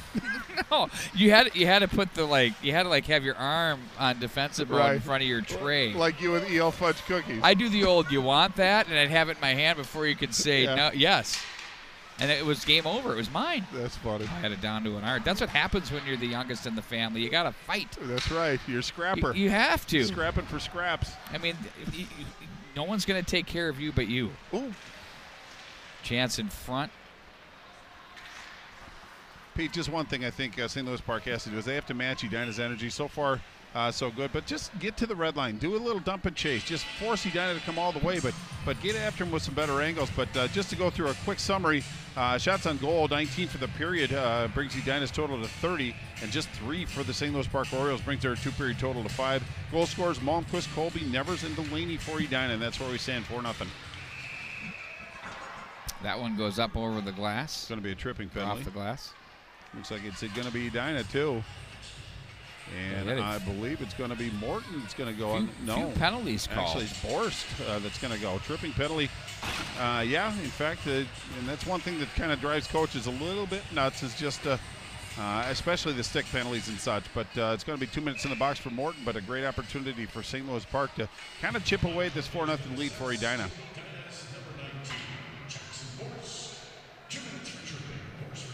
Borst goes for the trip.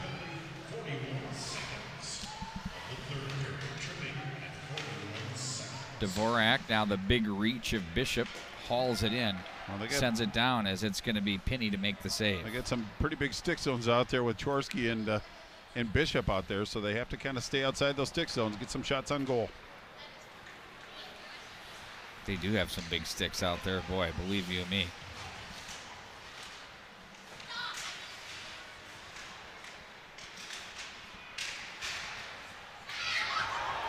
Ooh, how about that? It's a good hit by Dvorak. The big fella. Playing for keeps are the Orioles. Over to the near boards. Vorlicki ties up his man. Nearly gets the other one who hands the puck. That's Pittman. Back in behind he goes. That's going to be Hand with it. Ooh, shallow angle. Wolf was there. Well, and Meyer just turned and fired. The puck rolled on him. Pretty good opportunity. Nice athletic play to get it out front. The puck just didn't cooperate with him. Knocked off Johnson's stick to center ice it goes. And they'll race it down for Dvorak. That's off Boltman. Played over to the wing. And back in behind the net. Johnson comes away with it. He's jammed on the play. Hand, snapper, pad saved by Wolf. Rebound up to the right point. Deflected away by Nevers as he's going to hustle after this one. Back in behind the St. Louis Park net.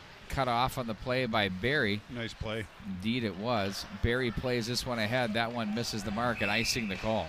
Well, he tried to spring Collins up on the left side, but the puck just hopped over his stick. But a pretty good idea because he was at the opposition's blue line. So if he could have corralled that one, he might have been able to go in all alone. But again, misfire on that one. 14:38 left. 19 seconds left in the penalty to Edina's Bourse. Face-off in the St. Louis Park zone. Boy, they're contesting it hard over at the St. Louis Park Rec Center with the Red Knights and Hill Murray going at it. Nothing still in the third period. Pitcher's duel. Absolutely. Back in behind they go now. Young with it. Edina has Bourse step on the ice. Up to the line, Morton was there. Now it's going to be handled by Boltman behind his own net. Lays that one up to the right wing side. Rugemer, uh-oh, here he comes. He's going to lay the leather there. Nice job to get in front of his man behind the net. Now it's going to be Morton with it. Up to the line, rink wide it goes. Blocker pad save, nice one there by Pinney. Now it's Jacob Johnson with it from behind the net. It's going to be flushed back in behind. Plays it up high to the right wing side for Pittman, who tips that one to center.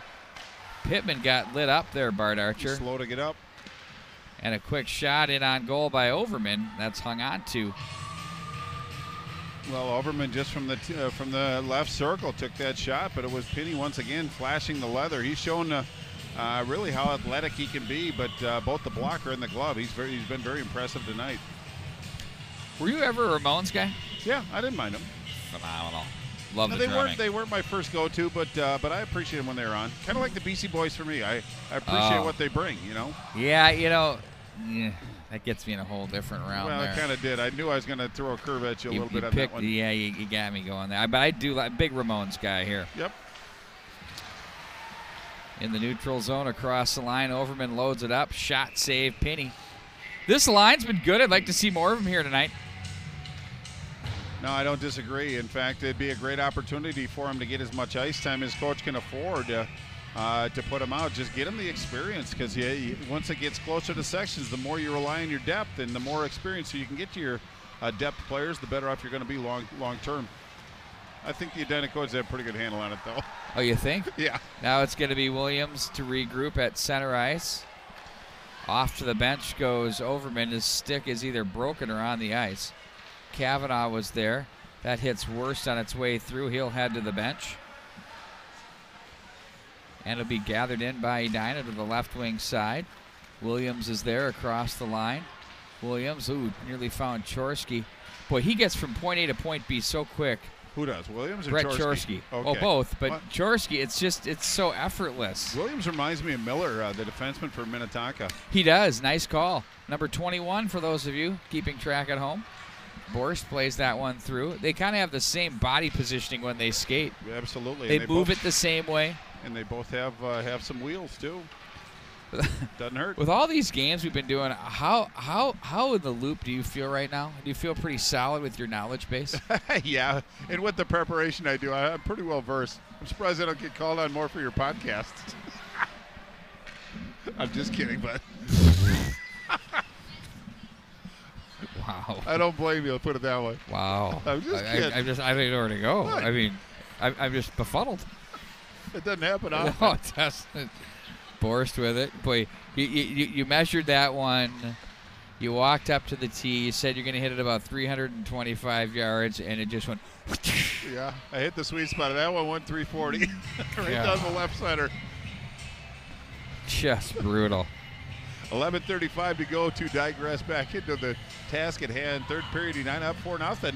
St. Louis Park, 11:35 to go. Time is getting to be of the essence. And again, it's not a question of winning or losing. It's just winning the final 11:35 for Coach Andy Sackerson and his Oriole team. Just played sound and responsible. It's really interesting. It's a 4-0 game. The shots are absolutely, completely, slanted, tilted. But it's the Orioles are doing a terrific job of hanging in here, and they're winning battles. They're keeping the puck out of the net, and they're limiting the Hornets' what I would say high-quality chances. If the Hornets are scoring, they're going to be off of redirects or traffic, that kind of stuff. So they've been pretty good in shutting things down. No, I think if you're Coach Andy Sackerson, you have to appreciate the effort, but they're showing a lot of character. They haven't deviated. They're contesting every play. They're skating every shift, so they're doing all the things that they want to do. I think it's just Edina, obviously, on the scoreboard has the advantage, but I think they've held up quite well tonight. A very good showing so far. Still have some time to do some damage, too. Long pass intended for Jungles. Hits him in the shins. Now it's Nevers. In front they go. They had Delaney trolling, looking for his second of the night. That was deflected away by the defense. Back to what we were talking about with as far as opportunities there. Through center ice, cross the line it goes. Big body check thrown behind the net. Nevers, wow, just gets right out of there quickly. His hand could only hope to catch up. Now it's going to be Delaney, feeds to Jungles, backhander, scores! What a setup, what a goal. The quick mitts of Jet Jungles off the feed from Kevin Delaney. Well, a little bit different wrinkle on this one. It was Delaney on the right wing and Jungles on the left side. Jungles a left-handed shot, but Delaney a nice feed. It was Nevers that actually got it up to Delaney, and Delaney over to Jungles. A redirect pass, Penny, and that boosted lead to 5-0, 10:34 left in this third period. Just a nice sequence again by the Edina Hornets. And we were just talking about St. Louis Park. That was a good goal by Edina. Nice sequence. They earned that goal. It wasn't a cheapie. So something to build on. Even though you get scored against, they still did things the right way. 5-0 the score here with 10:26 to go in the third. It looks like the game in the rec center between Hill Murray and Benilde St. Margaret's scoreless after regulation, headed off to overtime. Wow. Jungles 14th. We're not trying to chase anyone off of here. They got a high stick coming up. Not trying to chase anyone off this game, but that might be worth checking out. It's right here on the MNHockey.tv under the Benilde St. Margaret's page. We got kind of a quiet week here, Bart. I think we just got one on Thursday, don't we? Yeah. I'm going to have to find a hobby what are we to gonna keep myself busy, right? Maybe I'll call you for a podcast. Yeah. Let's go to the rec center for some brownies. Wow, that section's been getting a lot of biscuits. I think he wanted to hold on to that one, but he ended up throwing it back. Now, just 2 ticks over 10 minutes to go in this offensive zone faceoff for the Orioles. Haven't seen too many. Boy, Edina's just been lights out in the dot tonight.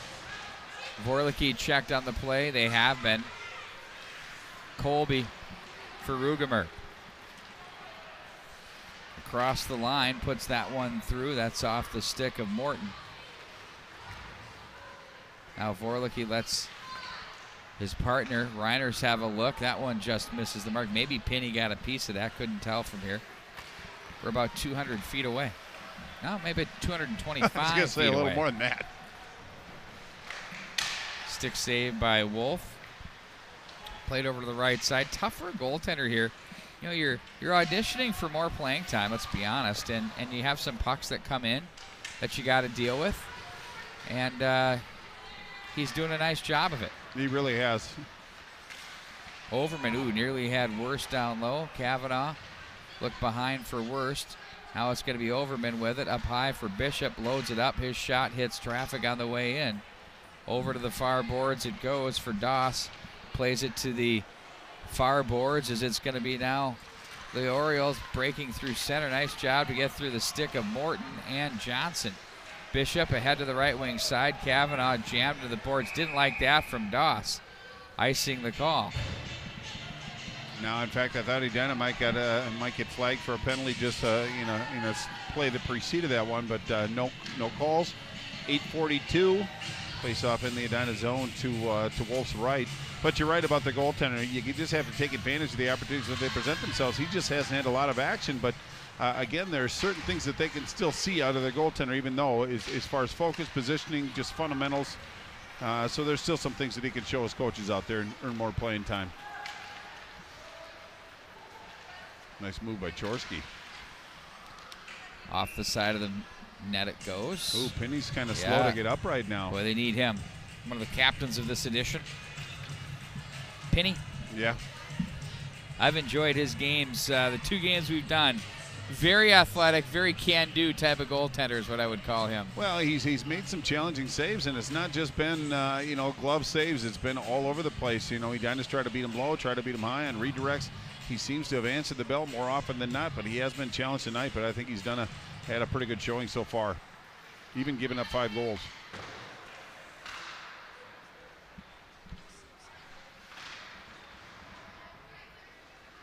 Boy, Edina's got him bottled up pretty good. Indeed they do. There we go. Now it gets through. Get after it. Puck that's turned over to the near side by Wolf. Back in behind for Johnson. Bumps off the boards. Borst ahead for Chorsky. Chorsky now walks this one down the line. Protects the puck behind the net. Chorsky lays this one back through traffic. Back door. Ooh. Nevers nearly found Delaney. Now it's... Or I'm sorry, that was Borst that nearly found Malmquist. We'll get it right. Now it's Bishop across the line. Bishop loads it up. Scores! Oh, where in the world did that come from? What a goal! Bishop gives Edina the 6-0 lead. Well, and that's the second goal of the season, but really a nice goal. He just broke in with the forwards and a right-handed shot on the left side with that long twig. He just kind of pulled it from his backhand to his forehand and went under the bar on the glove side. So really a nice play by the Edina defenseman. Only his second goal, but he looked like kind of a finisher on that one. But now it's 6-0, 7:24 left in this third period. But it took a good shot to beat William Pinney. And ladies and gentlemen, we have a runner. And I don't know if there's going to be, or who, we'll wait for the official scoring to find out who the helpers were.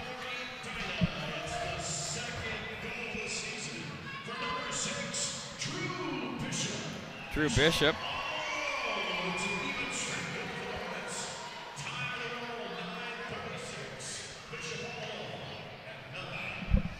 Wow, unassisted. All Drew Bishop on that one. But that's going to give the Edina defender some energy. One thing I like about Bishop's game is when he's holding the offensive line on the blue line, he doesn't take the big slap shot. He just winds and fires a very heavy wrist shot. Much more efficient, far more accurate, easier to tip. So he's made a lot of good decisions out there for this Hornet team this year. Face-off win by the Orioles. Off the glass it goes. Williams comes away. Now he finds Boltman with it. Up the left wing for Delaney. Long pass ahead for Nevers, who tried to go inside out. Poked away there by Pinney. Now it's going to be Williams. Rink wide, Boltman, snapper. That's blocked wide of the mark. Orioles back in behind their net. They find an open man.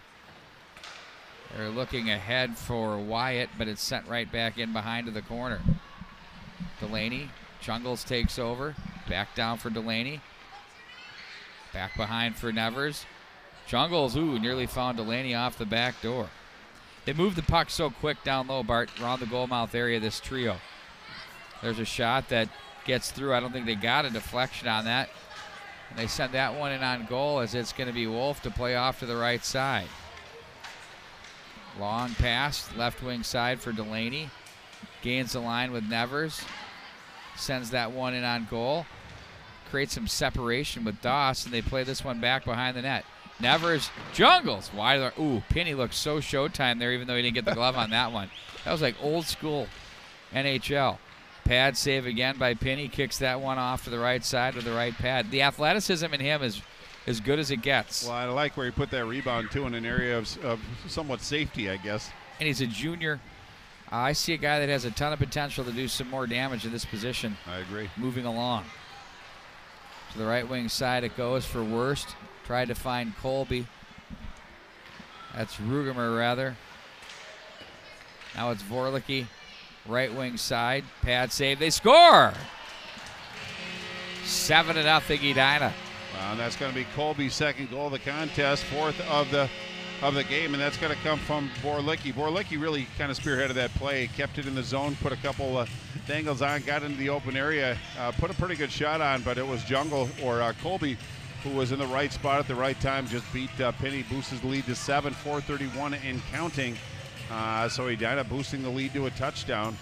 But I don't think the score is indicative, and I'm not trying to take away from Edina's 7 goals, but St. Louis Park hasn't been 7 goals bad, so to speak. It's just a couple good shots, but Edina, when they're scoring, they're certainly earning it on some really solid plays. Indeed it has, Bart Archer.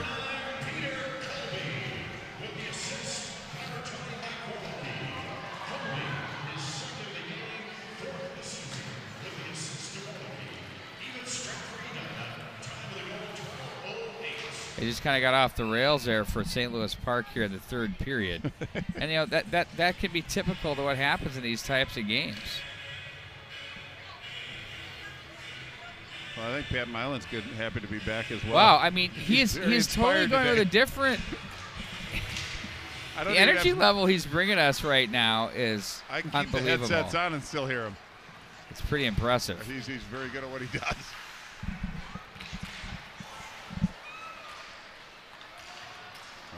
Comes Malmquist. And a look and shoot. That might have hit the stick there. I think it did, or else it hit the post, but it had an unusual sound. But boy, he can get around the ice in a hurry. Yeah, he does. He adds an element of speed to this roster. An already speedy roster, no less. An already speedy roster, nonetheless.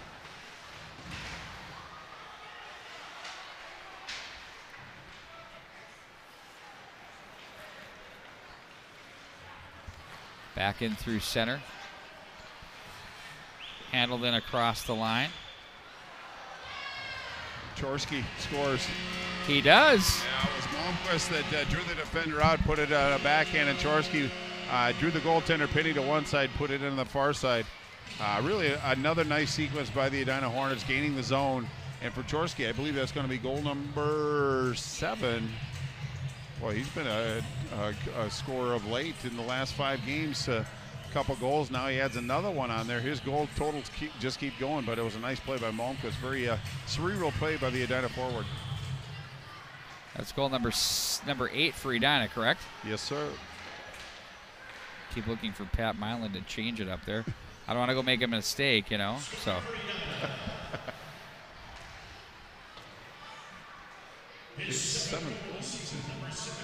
Back in behind the net it goes.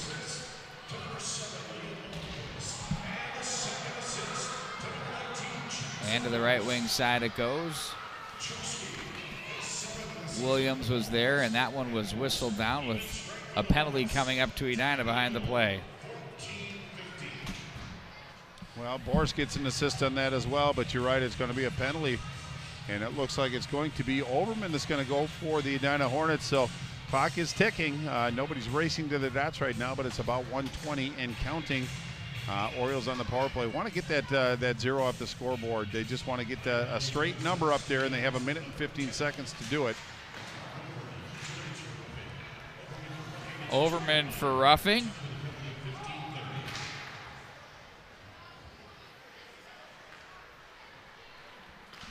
And now it's going to be the Orioles transitioning out of the zone with 1 minute left. Vorlicki just rails Barry right in front of the bench area.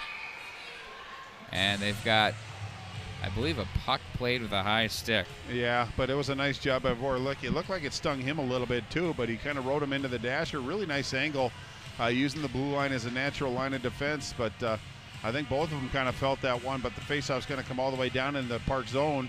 110 on the penalty to Overman, but just 30 seconds left in regulation and counting. Pretty much playing this one out, buddy. Yep. And Jack Wolf, not a lot of action tonight, but when called upon, he rose to each challenge, so he's going to get credit with a shutout tonight. He's on the verge of a shutout in a 1-goal game the other night, so have to be pleased with his effort. I'm sure he is. St. Louis Park came in here and played a pretty solid game against a very good hockey team in the Edina Hornets. Only have 1 loss on their ledger this year. Bishop tries to just eat it. He does. And that does it, Bart Archer. Quite the game. Well, yes, it was. And this is a younger St. Louis Park team. They do have some experience on this team, but I think they learned a little something in this game. And it's just playing a team like Edina when they're as fast as they are, it's going to help them down the road as far as that goes. But Edina, a really good showing overall. Played sound defensively, didn't really allow too many shots on Jack Wolf, the goaltender, but they just seemed to cut the ice in half and make it very challenging for the St. Louis Park to get anything cooking through the neutral zone. But that's what good teams can do, and they just smothered them from that point forward. Indeed they do, and that would be your final score. The Edina Hornets 8, the St. Louis Park Orioles nothing, Bart. And we've got a final from the rec center. In overtime. Benilde St. Margaret's takes down Hill Murray by a score of 1-0. How about that? The number 15 and number 9 go at it. I mean, when we kind of, we're obviously at the midway mark right now, and everybody's kind of able to see who's who, and all of those adjustments and things have happened. What's standing out to you so far as who's surprising you and who's not? Well, I think Benilde St. Margaret's first and foremost is a bit of a surprise. They have a young team with a young defensive core that has seemed to be on the fast track to maturity, but just the commitment to defense by Benilde, and not to focus so much on them. We knew Minnetonka was going to be good. Maple Grove's a bit of a surprise for me. They have some depth up there. Cloquet was very solid, but I just think the level of play top to bottom, I mean, even though this was an 8-0 game, the St. Louis Park came up and showed some skill, showed some talent. They just need some more offensive zone time. But I just think halfway through the year, coaches know what they're doing. But Ken Pauley was very prophetic when he said, the tradition tournament, going undefeated through that and riding a win streak kind of gave them what could be hope for the future. But then going into Minnetonka kind of showed them what they still need to work on. And it looks like they worked on some things and straightened some things out to play against a very tough Hill Murray team. Not only win, but blank them on the scoreboard as well. Well, on what would be a very quiet week, Bart Archer, coming up, we will only have one game next week, and it's a good one. And it's right here at Braemar Arena. It's on Saturday the 12th, right during your work party, so you're going to miss it. 7 p.m.? No, I can go to late to my work party. I'll be fashionable. Oh. Who are they playing? Blake. Okay. You're going to be here for that one. Yeah. Bart Archer. My cousins went to Blake, so. I know you went. Well, you just love the Hornets. So if we were like EP Blake or Minnetonka Blake, you would just say, I'm out of here. Hey, if they had a room here, I'd probably see if I could rent it. Yeah, you would. Well, you already have. So it's called the Pete Wagner Press Box. That's right. Wow, how about that? That's awesome. That's going to do it here, folks. Thanks for joining us tonight. We'll see you guys all in a week. It's going to be Edina and Blake. Really weird to have a week off and no high school hockey. Well, hope you miss us. We know you will. For Bart Archer, I'm Pete Wagner. So long, everybody.